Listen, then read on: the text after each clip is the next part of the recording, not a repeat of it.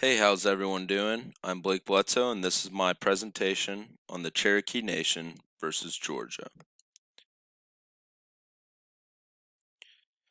The beginning of the issue.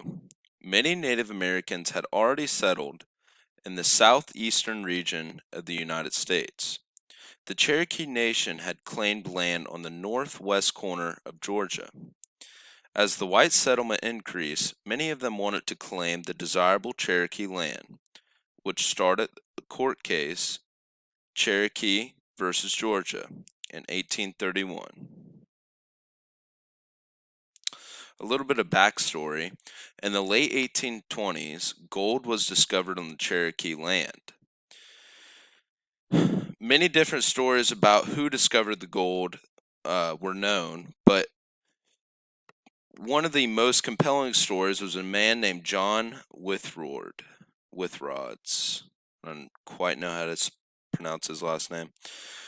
Found 3 ounces of gold along the Dukes Creek in Halbersham County. Soon after that, the gold fever struck for Georgia. Many Americans fled to the state, and of course, they wanted the Cherokee land, where all the gold was.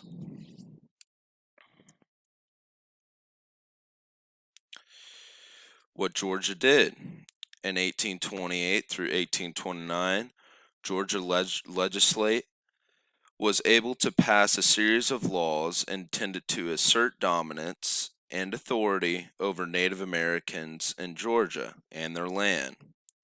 The laws annexed large parts of Cherokee territory to different Georgia counties, outlawed meetings of the Cherokee legislate, making all of their acts null and void, required the Cherokee to obey laws of Georgians.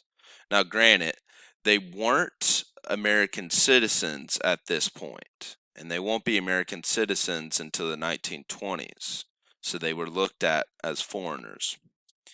They also prohibited Native Americans from testifying against whites in court.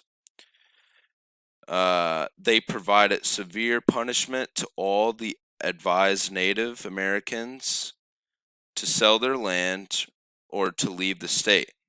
So they had to sell their land or they would be, tarred and feathered, killed, what you have, whatever they decided to do. But the point was that they wanted their land and they weren't going to stop until they got it. How were the Cherokee Nation's rights infringed upon? Well, in many different ways, but in specifics, here's a quote. The Cherokee Nation sought an injunction from the Supreme Court to prevent the state of Georgia from enforcing a series of laws stripping the Cherokee people of their rights and displacing them from their land. Asserting the law violated treaties the Cherokee had negotiated with the United States. So, prior to this, the Cherokee nations had negotiated a treaty with the United States that they got to keep their land where it stood.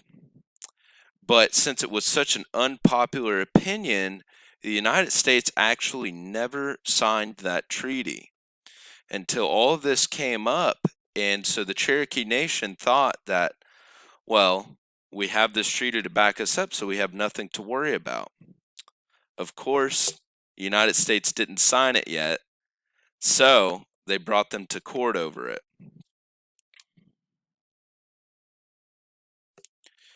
What was the outcome? The court ruled that the Cherokees did not constitute a foreign nation within the meeting Article 3 of the Constitution, which extended the judicial power of the United States to cases between a state and a foreign nation, and that is therefore lacked jurisdiction to hear the claims of an Indian nation against the state in which it resided.